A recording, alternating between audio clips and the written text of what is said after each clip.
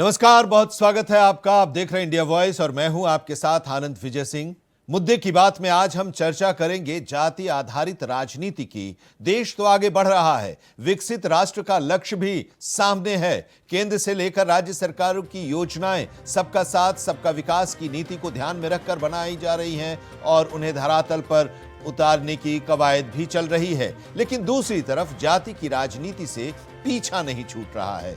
पार्टियां टिकट देती हैं तो जातियों का ध्यान रखकर। सरकार में मंत्री अगर किसी को बनाया जाता है तो वो भी जाति के ही आधार पर, यानी कि जाति ही मूल में रहती है। संगठन का विस्तार होता है तब भी जाति ही मुख्य होती है। जिसकी जितनी संख्या उसकी उतनी पूछ होती है।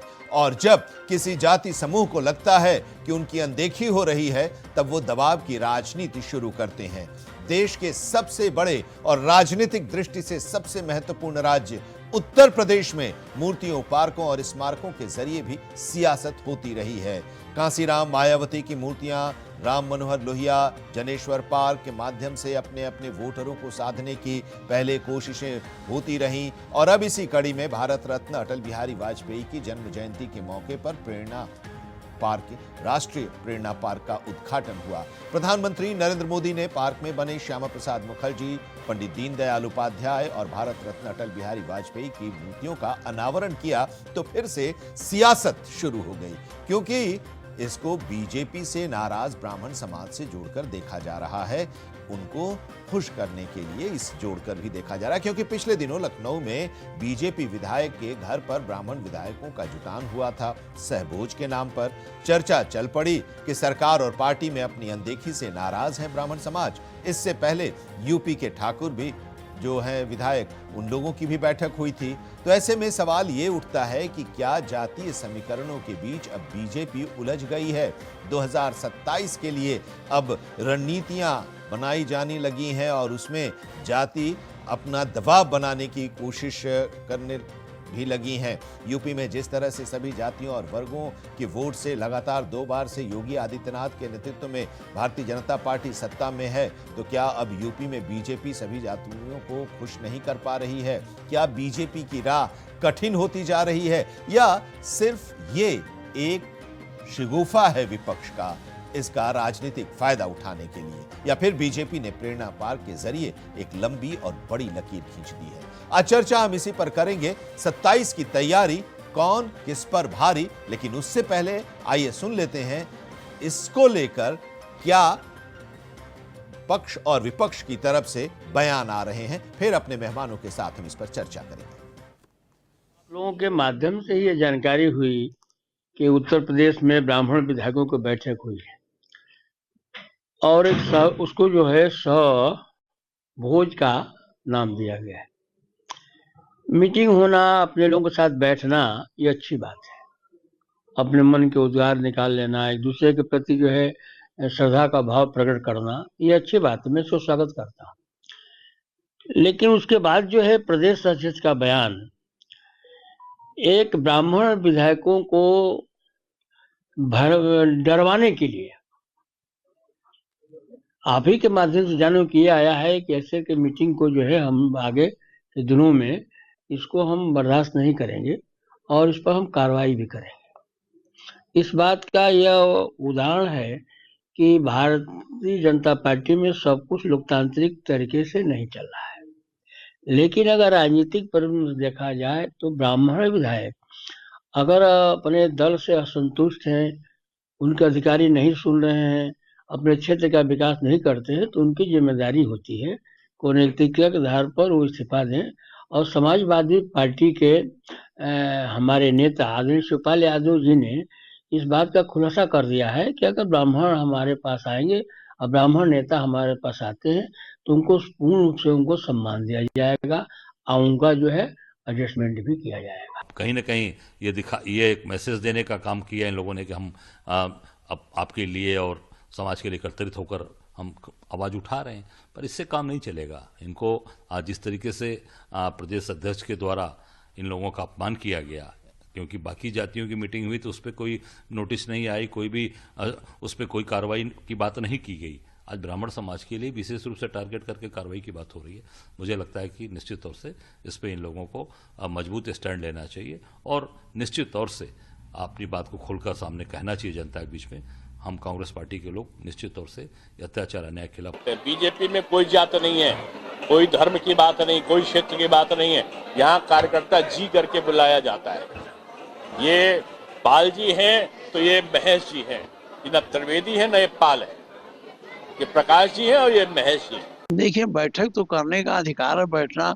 अगर ब्राह्मण बैठ के आपस में बातचीत कर लिया तो कोई अपराध तो किया नहीं है, लेकिन ये भाजपा डरी हुई है और उसका जनाधार खिसक रहा है और वो इसलिए डरी हुई है कि ब्राह्मण तो उपेक्षा की है, तो ब्राह्मण अगर कहीं नाराज हो जाएगा तो उनकी सरकार गिर न जाए, इसलिए इस तरह से उन पर दबाव बना रहे।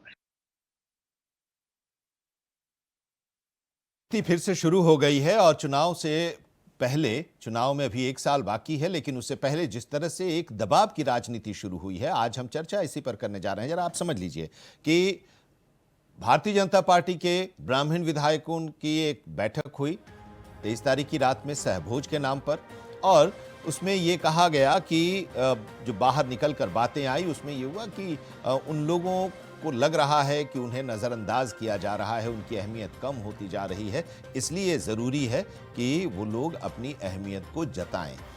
उससे पहले ठाकुर विधायक जो थे उन लोगों की बैठक हुई थी कुटुंब के नाम से, और उन लोगों ने भी बैठक जब की और उसके बाद जब अब ब्राह्मण विधायकों की बैठक हुई तो उसके बाद स्वाभाविक है राजनीति बढ़नी, क्योंकि उत्तर प्रदेश में ब्राह्मण जो वोटर्स हैं उन लोगों के एक समय ऐसा था कि वो के ही मुख्यमंत्री हुआ करते थे। 1989 के पहले आप देखिए तो एक लंबी फहरिस्त ब्राह्मण मुख्यमंत्रियों की रही है। गोविंद वल्लभ पंत, संपूर्णानंद, सुचिता कृपलानी, हेमवती नंदन बहुगुणा, कमलापति त्रिपाठी, नारायण दत्त तिवारी, श्रीपति मिश्र, ये कांग्रेस के लोग जो जिनको मुख्यमंत्री कांग्रेस के राज में बनाया गया था, और उन्हीं के इर्द गिर्द सत्ता घूमती थी। 12% वोट बैंक है, करीब 10 से 12% ब्राह्मणों का वोट बैंक है उत्तर प्रदेश में, और इस पर नजर है। मायावती एक बार मुख्यमंत्री बनी तो ब्राह्मण और दलित का एक एक्सपेरिमेंट किया गया था और उसके आधार पर उनको सफलता भी मिली थी। सतीश मिश्रा आए थे और उसके बाद ब्राह्मणों को टिकट दिया गया था और वो सरकार बनाने में सफल रही।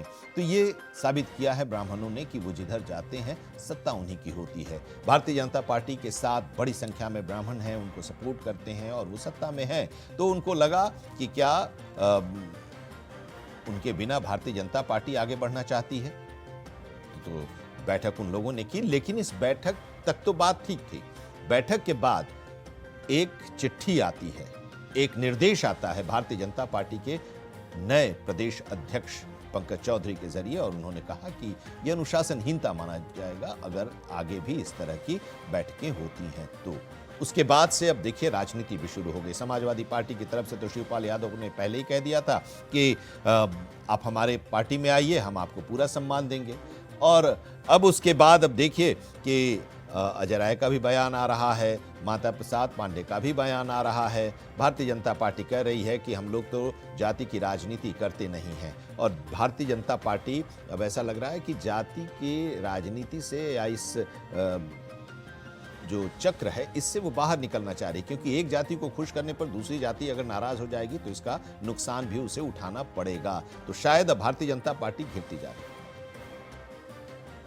तो इसी पर आज हम चर्चा करने जा रहे हैं और हमारे साथ हमारे आज खास पैनल भी है। भारतीय जनता पार्टी की तरफ से प्रवक्ता डॉक्टर अविरल मलिक हमारे साथ इस चर्चा में जुड़ रहे हैं, जो भारतीय जनता पार्टी का पक्ष रखेंगे, क्योंकि बीजेपी के जो ब्राह्मण विधायक हैं, कहा यह जा रहा है कि नाराज हैं, तो उनको लुभाने की कोशिश हो रही है। क्या इसमें विपक्ष सफल हो पाएगा, यह हम आपसे जानेंगे। अविरल जी, और स्वागत है आपका। राज शर्मा जी कांग्रेस के प्रवक्ता हमारे साथ जुड़े हुए हैं, बहुत स्वागत है राज जी आपका। और इसके साथ ही राकेश अहिर प्रवक्ता समाजवादी पार्टी के हमारे साथ जुड़े हुए हैं। इन लोगों ने कहा है कि आप हमारे पास आइए, हमारे साथ आइए, पूरा सम्मान देंगे। अब किस तरह का सम्मान देंगे ये राकेश जी से हम जानेंगे। धनोज कुमार जी राजनीतिक विश्लेषक हमारे साथ जुड़े हैं, बहुत स्वागत है धनोज जी आपका। चर्चा की शुरुआत, चूंकि भारतीय जनता पार्टी के विधायकों की बैठक हुई थी सहभोज के नाम पर ब्राह्मण विधायकों की, और उसी के बाद से ये पूरी जो सियासत है वो गरमाई हुई है। क्या अविरल जी बीजेपी की राह कठिन होती जा रही है? इस तरह की बैठकें जो हुई हैं उसके बाद बीजेपी के सामने समस्या उठने लगी है। जी देखिए, जहाँ तक विषय एक तरीके से समस्या का, मैं सोचता हूँ किसी रूप में कोई समस्या नहीं है। जहाँ तक विषय एक तरीके से भारतीय जनता पार्टी का, तो भारतीय जनता पार्टी में सभी लोग पूर्ण रूप से एकजुट हैं, मजबूत है, सभी कार्यकर्ता मजबूत है, एकजुट है, सभी साथ हैं, और हम तो सबका साथ और सबके विकास की बात करते हैं, और उसी आधार पर मैं स्पष्ट कह सकता हूँ। जहाँ तक विषय एक तरीके से अनुशासन के उल्लंघन का, तो ये निश्चित रूप से अनुशासनात्मक कार्रवाई इसके आधार पर की जाती है अगर कहीं अनुशासन का उल्लंघन होता है। लेकिन हमारे यहाँ एक और रीति है कि हमारे द्वारा चेतावनी देने का काम किया जाता है, नसीहत देने का काम किया जाता है, और उससे बेहतर हमारे यहाँ ये होता है कि एक परिवार है तो सब मिल बैठकर तय कर लेते हैं, एक साथ मिल बैठकर सब कुछ तय हो जाता है। हमारे यहाँ किसी प्रकार से कोई लड़ाई झगड़ा विवाद कोई होता ही नहीं है। सबसे बेहतरीन ये बात है, और उससे बेहतरीन बात ये है, जहाँ तक विषय ब्राह्मण विधायक करके इस प्रकार की राजनीति गर्म करने का काम किया जा रहा है, मैं समझता हूँ ये चीज पूर्ण रूप से गलत है। हम कास्टिज्म की पॉलिटिक्स करते नहीं है, और इसीलिए केवल हमारे द्वारा ये कहा गया कि जाति के आधार पर, पर्टिकुलर जाति के आधार पर अगर इस प्रकार के बैठकें होती हैं, इस प्रकार के आयोजन होते हैं, तो वो मैं सोचता हूँ कि ठीक नहीं, क्योंकि कल को दूसरी कास्ट का दूसरे जो एमएलए है वो बैठेंगे, उस कास्ट से वो बैठेंगे। तो मैं समझता हूँ कास्ट में डिवाइड इस देश को नहीं करना चाहते, सभी को एकजुट करने की बात करते हैं, और सबका साथ, सबका विकास, सबका विश्वास और सबके प्रयास की बात करते हैं, और सभी ब्राह्मण भारतीय जनता पार्टी से खुश हैं। यहाँ तक कि कांग्रेस पार्टी के जो प्रवक्ता हमारे शहर मौजूद है राज शर्मा जी स्वयं भी भारतीय जनता पार्टी को वोट डाल के आते हैं। ये गलत विषय है कि कांग्रेस पार्टी के प्रवक्ता। अब राज जी इसका तो जवाब देंगे। राज जी कांग्रेस पार्टी के हैं, क्योंकि एक लंबा दौर था जब ये पूरा वर्ग आपके साथ था, और आज आपसे अलग होकर भारतीय जनता पार्टी के पास चला गया है।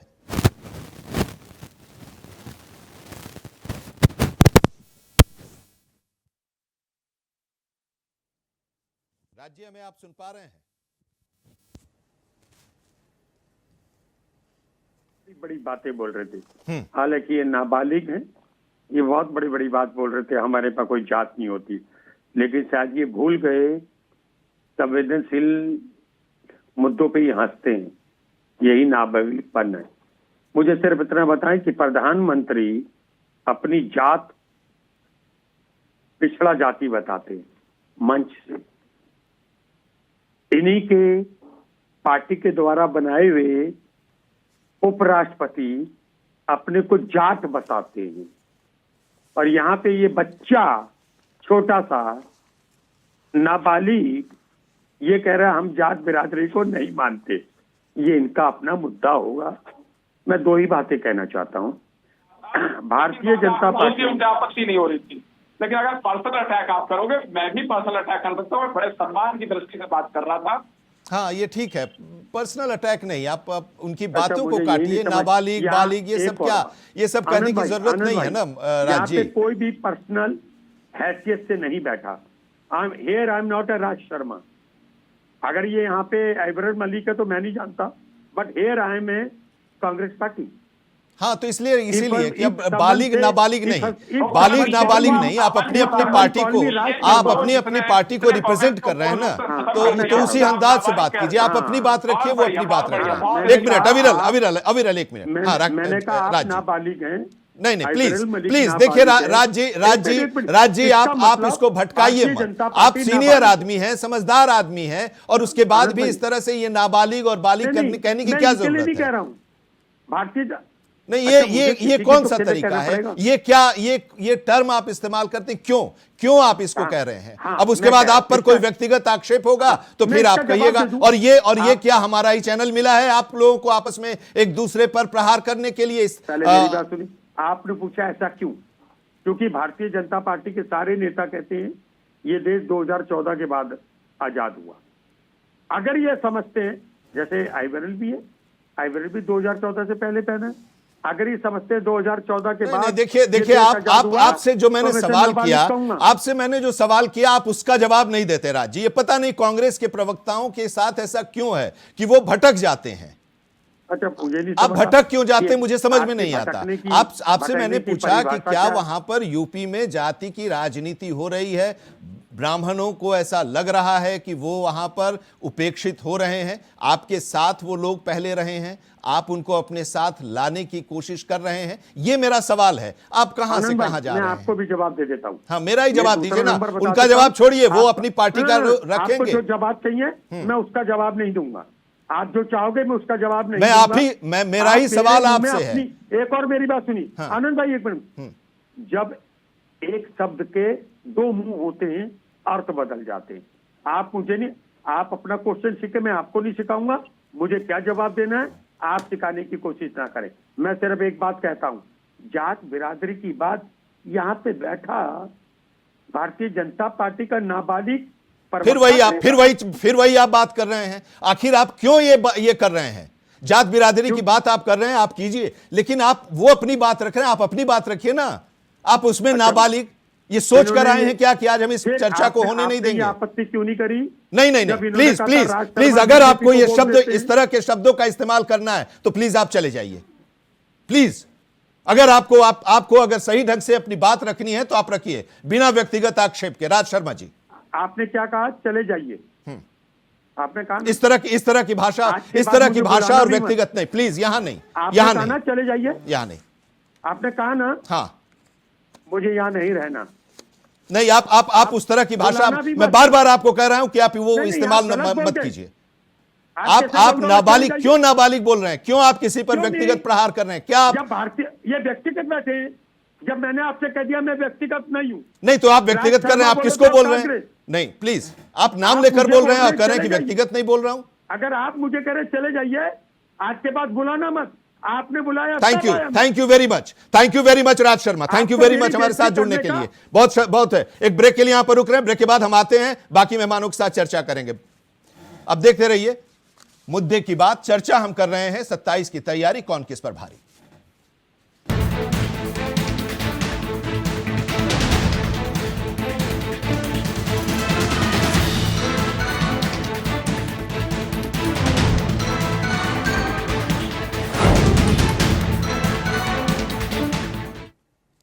ब्रेक के बाद आपका एक बार फिर से स्वागत है और मुद्दे की बात में आज हम चर्चा कर रहे हैं 27 की तैयारी, कौन किस पर भारी। और हमारे साथ इस चर्चा में अभी डॉक्टर अविरल मलिक, भारतीय जनता पार्टी के प्रवक्ता, राकेश अहिर, समाजवादी पार्टी के प्रवक्ता, और धनोज कुमार, राजनीतिक विश्लेषक हमारे साथ जुड़े हुए हैं।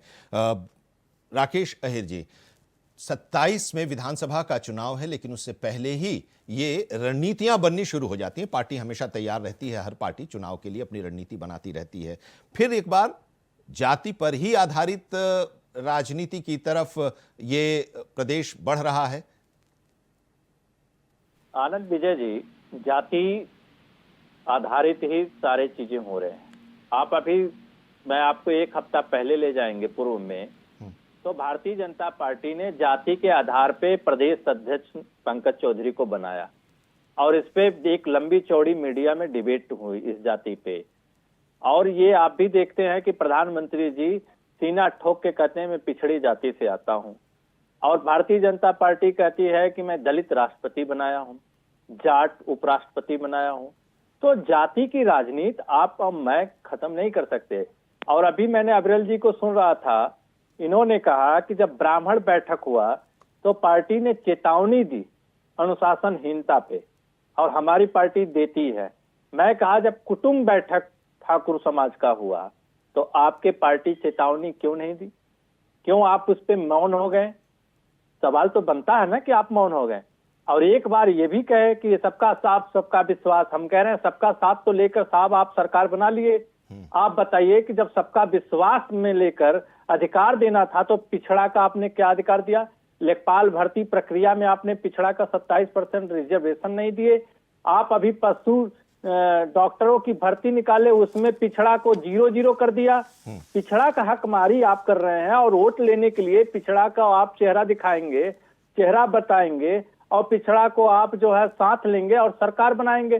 जब आपको हक और अधिकार देना होता है तब आप पिछड़ा को हक अधिकार नहीं देते हैं। तो सवाल ये भी है आनंद जी कि ब्राह्मण और पिछड़ी जातियां इनसे नाराज अगर न होती तो 24 में ये हाथ न होते।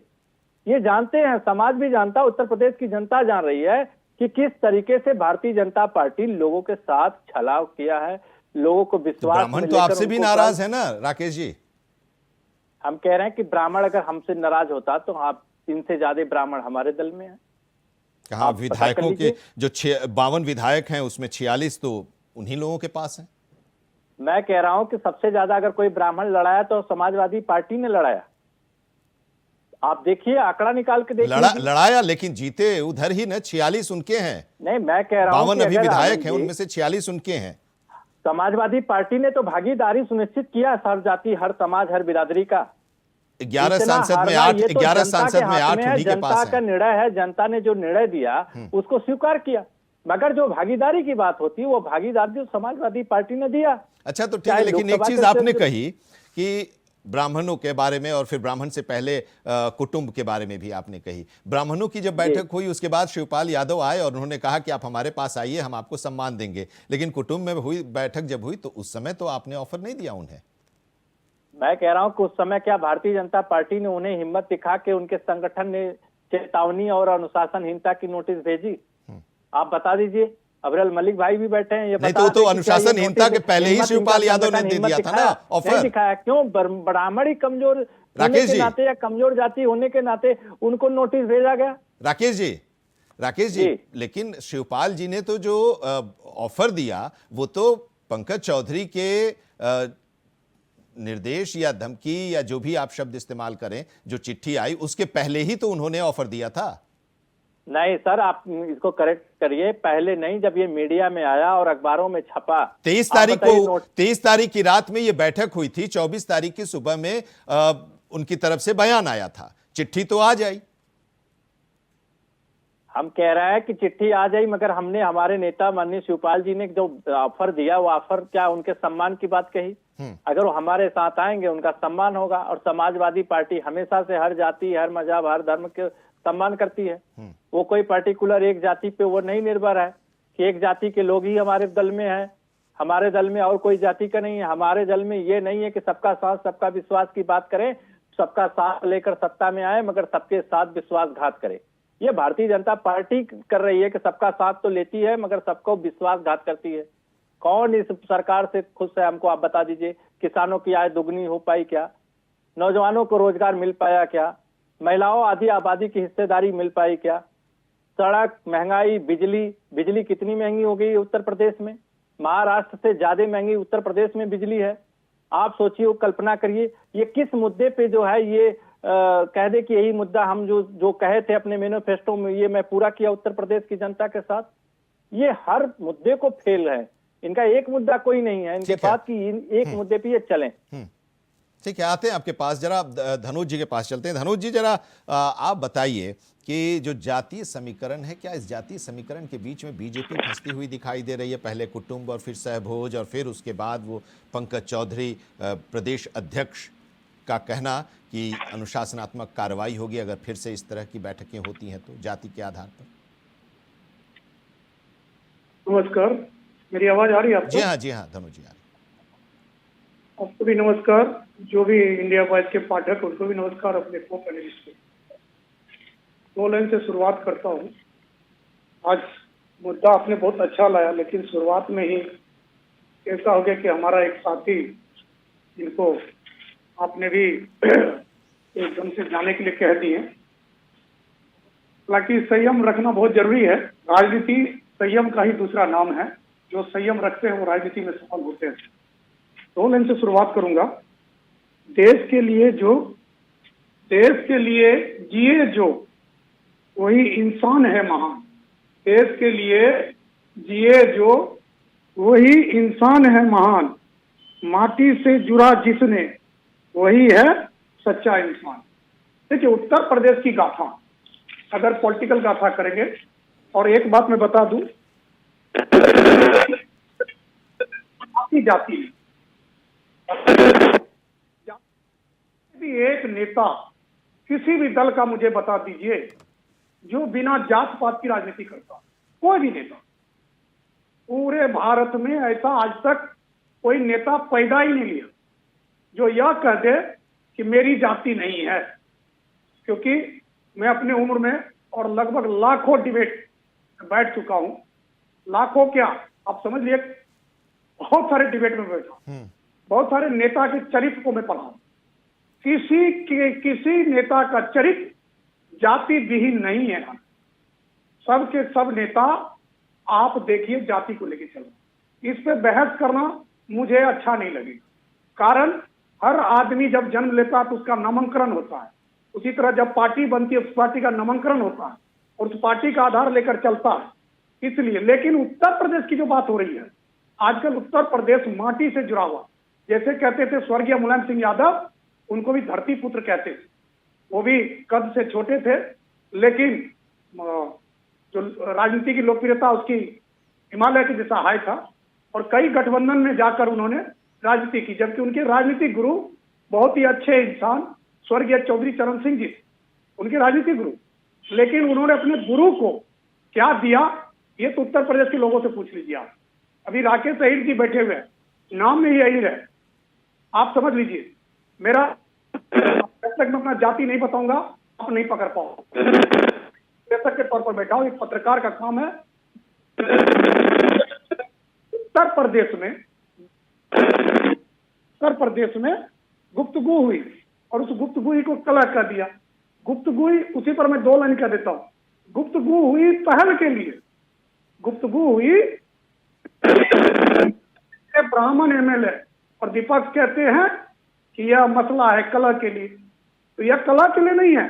उनके पार्टी का विधायक अपने नेता यानी योगी आदित्यनाथ से कोई डिमांड रखेंगे या पार्टी से कोई डिमांड रखेंगे, उस डिमांड के लिए बैठक हुआ तो विपक्ष की बाहें खिल गई कि चलो भाई ब्राह्मण नाराज है। अरे आप मुझे बता दीजिए योगी आदित्यनाथ से कौन नाराज है, किसकी हस्ती है उत्तर प्रदेश में इस वक्त, हाँ तो बीजेपी में कोई एक नेता जो अपने दम पर चुनाव जीत जाए। उन सबों को योगी आदित्यनाथ का सहारा चाहिए, क्योंकि आज के डेट में योगी आदित्यनाथ उत्तर प्रदेश के लोगों के लिए, खास तौर पर राकेश भाई जिस जाति से आते हैं उस जाति के लिए वो सिंबल बन चुके हैं, क्योंकि उनके भी जाति के लोग कहते हैं। ठीक है योगी आदित्यनाथ, हाँ ठीक है। अविरल जी, अब बातें तो हो रही हैं, लेकिन ये पूरा मामला एक बार फिर से उठा। जब ये बैठक हुई थी तो उस समय भी चर्चा हुई थी, अब एक बार फिर से इसलिए उठा कि कल प्रधानमंत्री लखनऊ गए थे, अटल बिहारी वाजपेयी की जन्म जयंती के मौके पर राष्ट्रीय प्रेरणा पार्क का उन्होंने उद्घाटन किया, 3 प्रतिमाओं का अनावरण किया, और वो जो 3 प्रतिमाएं थीं वो तीनों अपने आप में शख्सियत रही हैं। उसको लेकर सवाल उठने शुरू हुए और चर्चाएं शुरू हो गईं। लेकिन सवाल एक ये है कि जिन पार्कों और प्रतिमाओं को लेकर राजनीति यूपी में होती रही, आप लोग उस पर सवाल उठाते रहे, मायावती कांसीराम की प्रतिमा को लेकर, राम मनोहर लोहिया जनेश्वर पार्क को लेकर, उसी में आप भी उलझते चले गए और राष्ट्रीय प्रेरणा पार्क में 3 प्रतिमाओं का उद्घाटन करके, अनावरण करके। देश का, उत्तर प्रदेश की राजनीति का और जातिवाद का, मैं सोचता हूँ हमारी पार्टी जातिवाद से पूर्ण रूप से दूर रहती है और जातिवाद, परिवारवाद, भ्रष्टाचार ये राजनीति में नहीं होने चाहिए, किसी प्रकार से नहीं होने चाहिए और किसी राजनीतिक दल में नहीं होने चाहिए। हमारा तो ये मानना है और यही धरातल पर दिखना भी चाहिए और वास्तविकता हमारी पार्टी में यही है। और उसके साथ साथ जहां तक विषय एक तरीके से कास्टिज्म का, तो कास्टिज्म से ऊपर उठ के हम लोग काम करते हैं और इसी आधार पे अगर कोई कास्टिज्म के आधार पे, जाति के आधार पे पर्टिकुलर कोई बैठक हो रही थी तो उसी के आधार पे केवल कहा गया, इससे ज्यादा कुछ नहीं। सब बीजेपी के लोग हैं, बीजेपी में थे, बीजेपी में हैं, बीजेपी में रहेंगे, बीजेपी में संतुष्ट हैं और बीजेपी में प्रसन्न है और बीजेपी ही वो पार्टी है जो एक तरीके से ब्राह्मणों को आगे बढ़ाने का पूर्ण रूप से काम करती है, ब्राह्मण समाज को मजबूत करने का काम करती है और ब्राह्मण समाज का निश्चित रूप से सम्मान है, इसमें तो कोई दो राय है ही नहीं। राकेश जी ने एक सवाल भी पूछा और कहा कि ब्राह्मणों की बैठक हुई, ब्राह्मण विधायकों की बैठक हुई, उसके बाद चिट्ठी आ गई कि इस तरह की बैठकें नहीं होनी चाहिए, अनुशासनहीनता मानी जाएगी। लेकिन जब ठाकुरों की बैठक हुई, कुटुंब जब हुआ, तो उस पर कोई आपत्ति दर्ज नहीं हुई। नहीं, देखिए वो कोई इतना बड़ा विषय नहीं होता, वो केवल इतना ही कहा गया कि एक जाति के आधार पर अगर बैठक कर रहे हैं वो ठीक नहीं रहता है कि वो सभी लोग एक साथ बैठ लें, वो अच्छा रहता है। एक ग्रुप पर्टिकुलर बना के वो भी कास्ट के आधार पर चुन के वो ठीक नहीं है। हालांकि बीजेपी के हम लोग सब एक परिवार हैं, परिवार के अंदर का मुद्दा है, वही मैं समझता हूँ इतना बड़ा मुद्दा नहीं है जितना बनाने का प्रयास किया जा रहा है विपक्ष के द्वारा और विपक्ष को इसमें फायदा नजर आता है, लाभ नजर आता है, इसलिए वो विपक्ष बना रहा है। अब बनाते रहे, लेकिन जनता समझ रही है, ब्राह्मण समाज जो देश भर में है वो समझ रहा है कि ब्राह्मणों के साथ बीजेपी है और बीजेपी के साथ ब्राह्मण समाज है। चाहे ब्राह्मण हो, जाट हो, यादव हो, गुर्जर हो, सभी लोग पूर्ण रूप से भारतीय जनता पार्टी के साथ है। अगर यादव समाज की बात कर जाए तो यादव समाज भी बड़े स्तर पर भारतीय जनता पार्टी का वोटर है, समर्थक है, नेता है। और पूर्ण रूप से अगर यादव समाज की बात कर जाए तो यादव समाज से तो मुख्यमंत्री आते हैं, मोहन यादव जी मुख्यमंत्री है मध्य प्रदेश के, यादव समाज से हैं। और उसके साथ साथ जहां तक विषय सबका साथ सबका विकास, वो केवल कहने के लिए नहीं है, धरातल पे है। ये हमारी पार्टी में स्पष्ट दिखता है। ग्राउंड जीरो से अगर कोई व्यक्ति देखेगा, आकलन करेगा इस स्थिति का कि ब्राह्मण समाज की क्या स्थिति है, अन्य समाज की क्या स्थिति है, तो सबका सम्मान, सबका साथ और सबका विकास वास्तव में हो रहा है। और जहां तक विषय है एक तरीके से सबको, सबकी लीडरशिप को आगे बढ़ाने का, वो बढ़ रही है। और उसके साथ साथ जितने भी विधायक हैं जिनका नाम भी लिया जाने का काम किया जा रहा है, पीएन पाठक जी की बात कर ली जाए, वो कुशीनगर से विधायक थे और भारतीय जनता पार्टी के थे, हैं, रहेंगे, इसमें कोई दुराय है ही नहीं। वो भारतीय जनता पार्टी में लंबे समय से हैं और उसके साथ साथ पीएन पाठक जी को आगे बढ़ाने का काम भारतीय जनता पार्टी ने किया और भारतीय जनता पार्टी को उस क्षेत्र में मजबूत करने का काम पीएन पाठक जी ने किया। इसमें किसी रूप में दुराय नहीं मैं समझता हूँ। राकेश शहीद जी, आप इसका जवाब दीजिएगा। लेकिन एक तो ये भी है ना कि आप लोग भी कहते रहे जिसकी जितनी आबादी उसकी उतनी हिस्सेदारी, 90-10 का आप फॉर्मूला भी लेकर चलते रहे। जी, मुझे तो बहुत हंसी लग रहा था जब धनुष जी बोल रहे थे। धनुष जी तो ऐसे लग रहा है कि आरएसएस के हैं, बस चोला राजनीतिक विश्लेषण का ओढ़ के बैठ गए। आप बताइए, सत्ता से सवाल तो एक भी नहीं पूछे। इनको तो ये पता नहीं क्या विपक्ष से सवाल करना है, हमारी जाति पे आ गए थे। अरे साहब, इस देश में जाति प्रमाण पत्र जब जारी होता है तो जाति लिखने में हमें गुरेज क्यों? अरे आप छुपाइए जाति, क्योंकि आप जाति छुपा के आप आरएसएस के काम करते हैं बैठ के। इस देश में जब जिस देश में जाति प्रमाण पत्र जारी होता है वहां जाति छुपाने की क्या बात है? और मैं तो अविरल भाई को मैं बहुत दिन से देखता हूँ, डिबेट में मिलते हैं, इनका बस एक रटी रटाई तोता की तरह है कि सबका साथ, सबका विश्वास, सबका अधिकार। मैंने पूछा कि भैया आप अधिकार कहाँ दे रहे हैं, पिछड़ों की भर्ती की हकमारी क्यों कर रहे हैं? तो ये करें नहीं। अभी जैसे अभी आनंद विजय सर ने पूछा कि आप नोटिस क्यों दिए ब्राह्मण को, छत्री को क्यों नहीं दिए, तो उस पर भी जवाब नहीं दिए। गोल मटोल करके ये जवाब नहीं देते हैं, केवल भाग जाते हैं। सबका साथ, सबका विश्वास इस तरीके से नहीं होता। अगर होता तो इस तरीके से बैठकें न होती, मीडिया में खबरें नहीं आती, अखबार नहीं छापते आपके कुटुंब और भोज का ये खबरें। ये देश जान रहा है, प्रदेश जान रहा है कि कितना खींच तान तनाव है।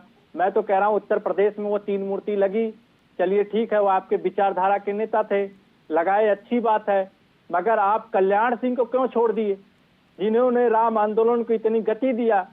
आप कल्याण सिंह को पिछड़ी जाति के होने के नाते आप उनकी मूर्ति नहीं लगाएं। इससे साफ झलकता है कि जातिवादी किस तरीके से मानसिकता है आपके अंदर। आप अपने नेता, पिछड़े नेता का आप उत्तर प्रदेश के कल्याण सिंह की मूर्ति लगाए होते तो ये सवाल ही नहीं उठता। तो आप तो सवाल और अपनी मानसिकता का प्रदर्शन दोनों आप ही खड़ा कर रहे हैं और दोष देंगे साहब विपक्ष कह रहा है, विपक्ष कह रहा है। अरे विपक्ष तो आपको आईना दिखा रहा है। हम लोग तो विपक्ष में बैठे हैं, जनता हमको विपक्ष में बैठा ही है आपको आईना दिखाने के लिए, आपसे सवाल करने के लिए, जनता के अधिकारों की लड़ाई लड़ने के लिए। वही सड़क पे, सदन में और आपके चैनल पे बैठ के हम लोग लड़ रहे हैं, सवाल कर रहे हैं। सवाल का जवाब आप दीजिए। आप क्यों नहीं लगाए कल्याण सिंह की मूर्ति? आपको लगाने चाहिए थे। इतने बड़े नेता, पिछड़े के नेता थे, उन्होंने राम आंदोलन की सबसे बड़ी अगुवाई की थी उत्तर प्रदेश में। आप उनको भूल गए क्योंकि वो पिछड़े दलित नेता थे। अविरल जी से जवाब ले लेते हैं, फिर आते हैं आपके पास। अविरल जी इसका जवाब दीजिए। जी देखिए, कल्याण सिंह जी के विषय में इन्होंने बात की। स्वर्गीय कल्याण सिंह जी आज हम सबके बीच नहीं है, वरिष्ठ नेता थे, उत्तर प्रदेश के पूर्व मुख्यमंत्री रहे, पूर्व राज्यपाल रहे। अगर बात कर ली जाए उनके आगे एक तरीके से राजवीर सिंह जी की बात कर ली जाए, उनकी विरासत की बात कर ली जाए, संजीव सिंह जी की बात कर ली जाए, तो निश्चित रूप से भारतीय जनता पार्टी के साथ है और जनता पूर्ण रूप से संजीव जी के साथ भी है, राजवीर सिंह जी के साथ भी है, राजू भैया के साथ भी है। तो पूर्ण रूप से भारतीय जनता पार्टी मजबूत है, सशक्त है, लेकिन बावजूद इसके विपक्ष का काम है नहीं लगा सकते। ये कहिए आप क्यों इतना बड़ा गाथा गा रहे हैं? उनकी कहानी जन जन को पता है, उत्तर प्रदेश के बड़े शुमार देश के चेहरा है। आप क्यों गाथा गा रहे हैं? ये बताइए कि क्यों नहीं लगाए मूर्ति? आप ये सवाल मैंने पूछा हूँ। आप उनकी कहानी और परिचय, जीवन परिचय मत बताइए। जीवन परिचय सबको पता है, एक बड़े लीडर है, साध्य कल्याण सिंह, आप नहीं उनकी देखिए, मूर्ति, अगर उनका देखिए सम्मान आप क्यों नहीं दिया? अब 2 मिनट, केवल 2 मिनट का समय मुझे दे दीजिए, मैं भी स्पष्ट कर देता हूँ अपना विषय।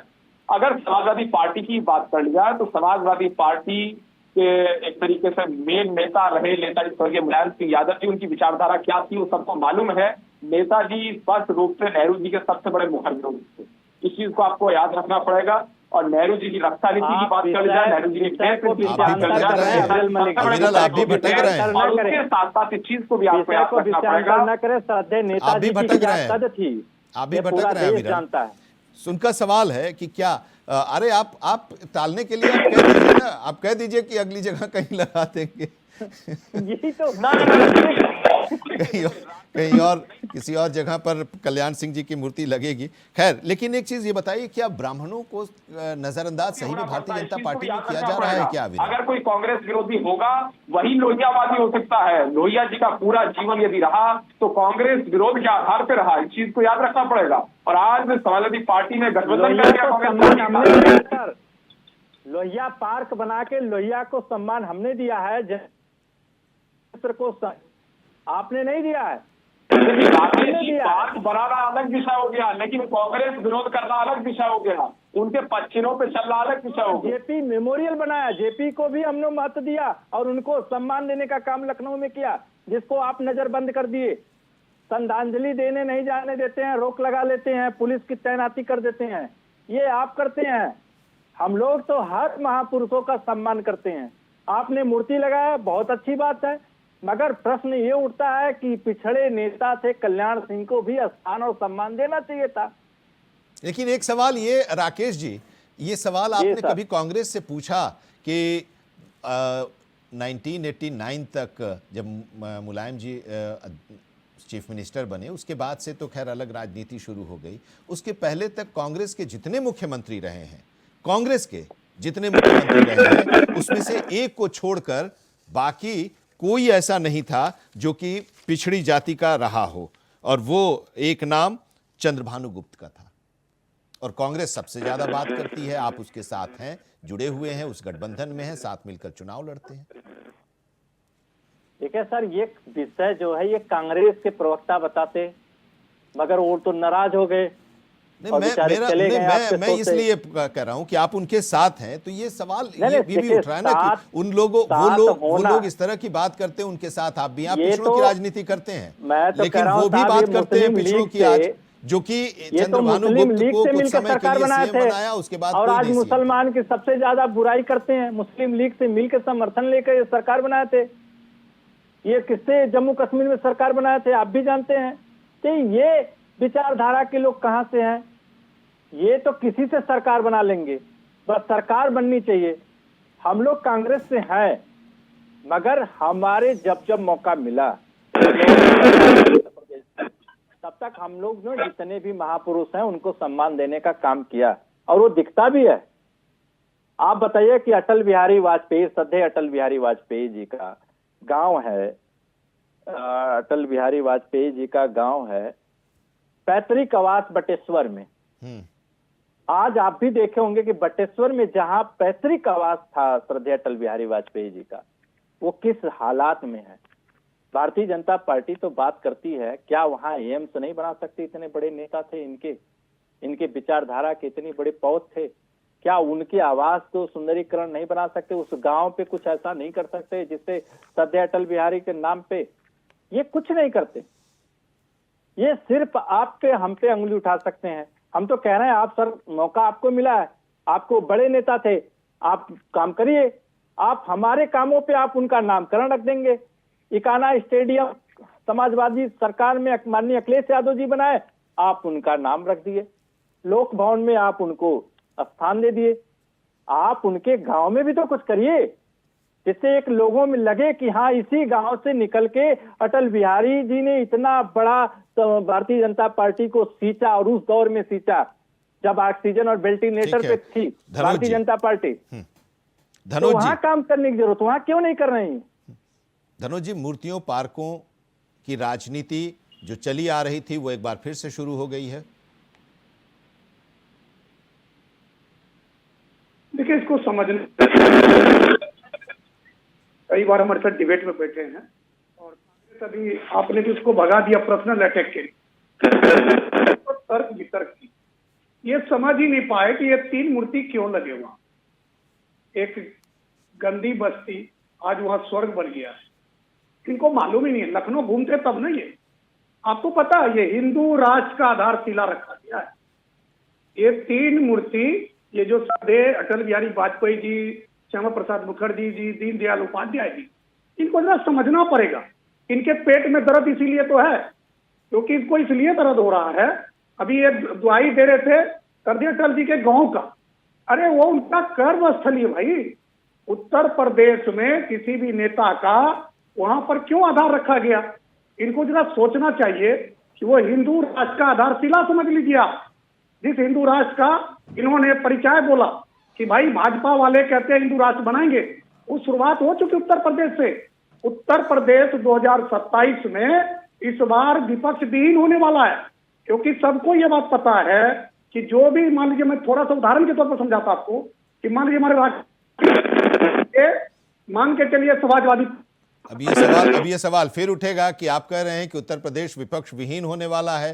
राजनीतिक विश्लेषक की हैसियत से आप बोल रहे हैं। वही कह रहा हूँ। हाँ। मैं पूरा उत्तर प्रदेश घूमता, सुनिए ना एक मिनट बोलना। गुस्साइए, हारने वाले लोग को गुस्सा नहीं आना चाहिए। अरे गुस्साइए मत, आपने मेरे ऊपर हमला किया। अरे आप मेरे ऊपर हमला कर, राकेश जी आते हैं, जरा तर्क सुन।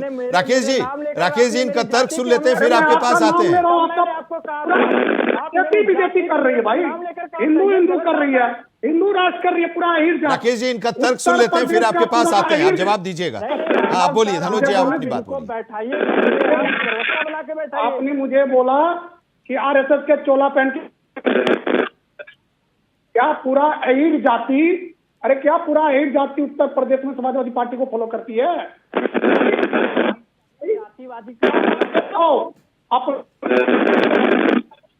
समाजवादी पार्टी, इसलिए आप उस पार्टी में हो, लेकिन आपका जाति अहीर, पूरा उत्तर प्रदेश का अहीर, वो हिंदू राष्ट्र का कल्पना कर रहा है।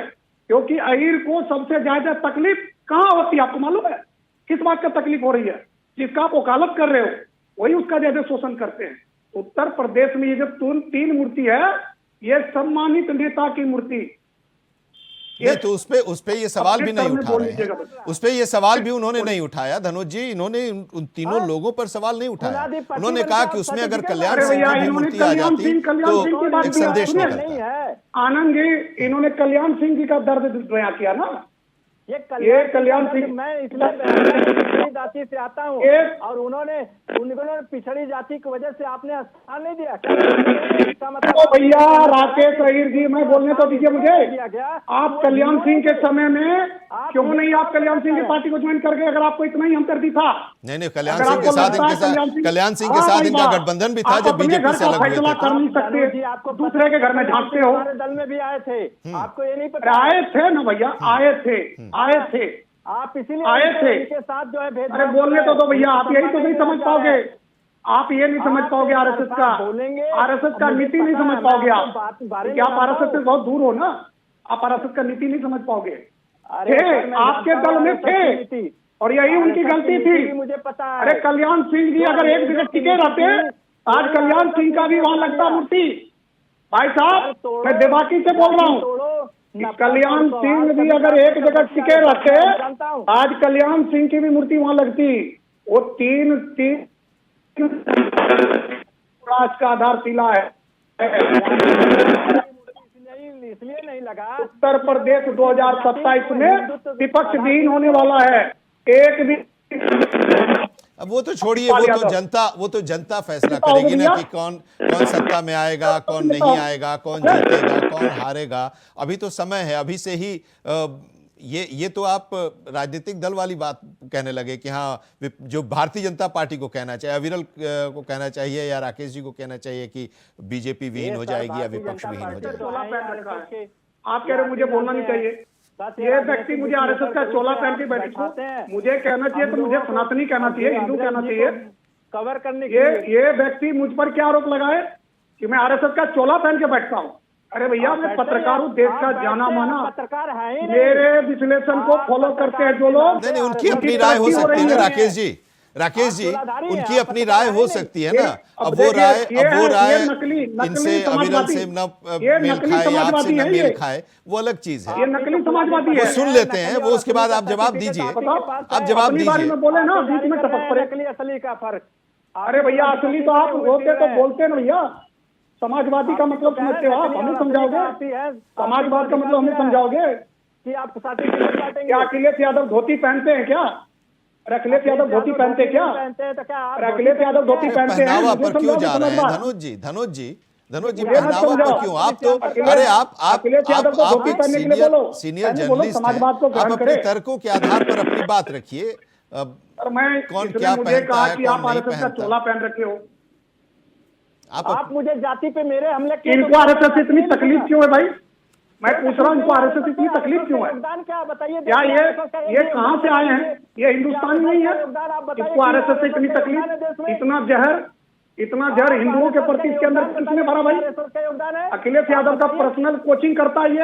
अरे नहीं प्लीज अखिलेश प्लीज यादव का प्लीज personal धनुष coaching जी करता है ये। नहीं, एकदम नहीं प्लीज धनुष जी नहीं, आप अपने उसरूप नहीं, प्लीज नहीं अविरल आप बताइए कि ये पूरा मामला जो है ये तूल पकड़ता जा रहा है क्या राजनीति में? जाति हम सवाल इसलिए भी कर रहे हैं, बार बार वही सवाल आपसे हम कर रहे हैं, वहीं पर आपको लाने की कोशिश हम कर रहे हैं। ये बताइए, क्या जाति के उस भंवर जाल में फंसती दिखाई दी भारतीय जनता पार्टी और उससे बाहर निकलने के लिए ये पंकज चौधरी प्रदेश अध्यक्ष को आना पड़ा और उन्हें धमकी देनी पड़ी अनुशासनहीनता के बारे में कि ये सब अनुशासनहीनता के दायरे में माना जाएगा? जी देखिए, जहाँ तक पंकज चौधरी जी का विषय है, पंकज चौधरी जी और धमकी देने का विषय है, तो पंकज चौधरी जी का और धमकी देने का मैं समझता हूँ किसी रूप में कोई संबंध ही नहीं है। पंकज चौधरी जी बहुत ही ईमानदार नेता है, ईमानदार व्यक्ति है, सीधे व्यक्ति है। आपको लगता है कि ब्राह्मणों की अहमियत कम हो रही है, उन्हें लग रहा है? जी देखिए, जहाँ तक ब्राह्मणों का विषय है, ब्राह्मण हमारे साथ हैं, हम ब्राह्मणों के साथ हैं। नहीं, आपके साथ तो हैं, नहीं आपके साथ तो हैं, लेकिन उनको लग रहा है कि उनकी अहमियत कम होती जा रही है आपकी सरकार में, आपकी पार्टी में। नहीं, वो अलग से बैठना चाह रहे हैं, अलग से बैठ के एक मीटिंग कर रहे हैं, वो एक विषय हो सकता है, उसमें कोई समस्या नहीं है। समस्या केवल इतनी है, हम केवल यही चाहते हैं सब साथ बैठ जाए, इससे ज्यादा मैं समझता हूँ कुछ भी नहीं है। वो अलग 10-20-30 लोग अगर मीटिंग कर लेते हैं, उससे अच्छा सभी लोग साथ बैठ जाए, इतना ही मुद्दा है, ज्यादा कुछ नहीं है। वो अलग बैठ के एक तरीके से चर्चा करें, उससे अच्छा है सभी एक साथ बैठ के चर्चा कर लें, तो केवल इतना है, इससे ज्यादा कुछ नहीं है। हमारी पार्टी में सब लोग एकजुट रहते हैं परिवार की तरह, और जब कोई व्यक्ति अपने 10-20-50 लोग लेके एक अलग ग्रुप बनाता है तो केवल परिवार इतना ही कहता है कि भाई अलग मत हो, हमारे साथ आ जाओ, एक ही परिवार है। जैसे हम सबके परिवार में होता है, ऐसे ही भारतीय जनता पार्टी परिवार में होता है, इससे ज्यादा मैं समझता हूँ कुछ भी नहीं। राकेश जी, एक बयान अभी हम लोग चर्चा की शुरू करने से पहले एक बयान आया था, अभी कुछ देर पहले अविनाश पांडे जी का, उत्तर प्रदेश कांग्रेस के प्रभारी हैं, उनका बयान आया कि इंडिया गठबंधन में बहुजन समाज पार्टी को साथ लाने की कवायद चल रही है, बातचीत चल रही है। क्या ये है, क्या चल रहा है क्या अंदर खाने?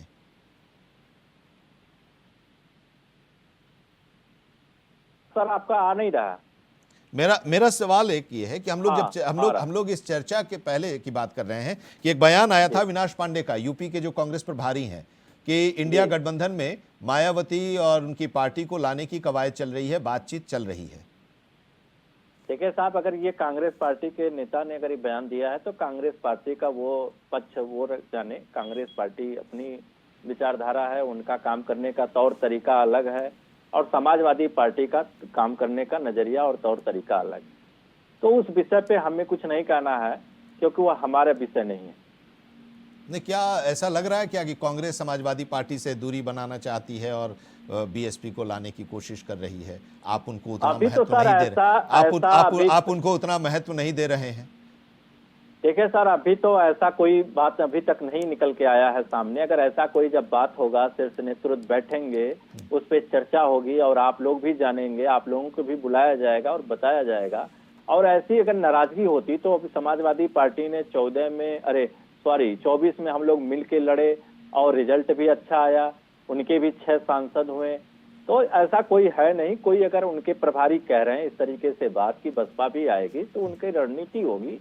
उनका दल इस तरीके का रणनीति बना रहा होगा तो वो उनके विषय है, उस विषय पे हमें कुछ कहने पे ठीक है। नहीं। एक आखिरी सवाल आपसे इस चर्चा में कि जी एक आखिरी सवाल इसमें कि आप लोगों की तरफ से जो ऑफर दिया गया था उसका कोई रिप्लाई आया क्या कहीं से?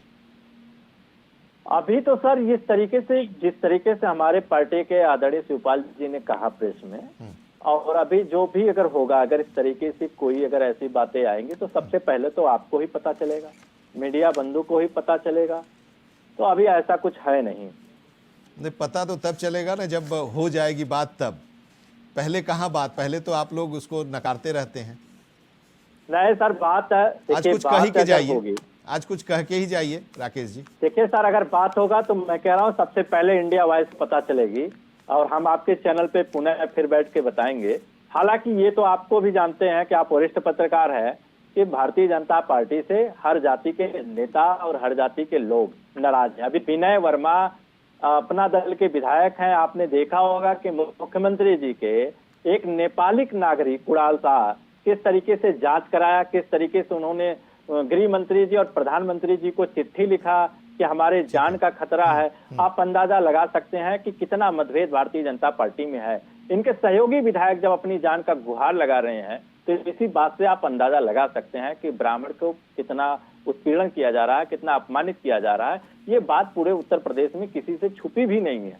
ये हम भी जानते हैं, आप भी जानते हैं, आप वरिष्ठ पत्रकार हैं। ठीक है, चलिए इस पर आगे भी फिर चर्चा करेंगे और कुछ सामने आएगा। तो फिलहाल बहुत बहुत शुक्रिया हमारे साथ जुड़ने के लिए। धनोज जी आपका शुक्रिया, राकेश जी, डॉक्टर अविरल मलिक आपका भी बहुत बहुत शुक्रिया। तो आज मुद्दे की बात में 27 की तैयारी शुरू हो गई है। कौन किस पर भारी है ये तो आने वाला वक्त बताएगा, लेकिन सबके दावे अपने अपने हैं। एक ब्रेक के लिए यहां पर रुक रहे हैं, लेकिन खबरों का सफर लगातार जारी है। देश दुनिया की खबरों के लिए देखते रहिए इंडिया वॉइस।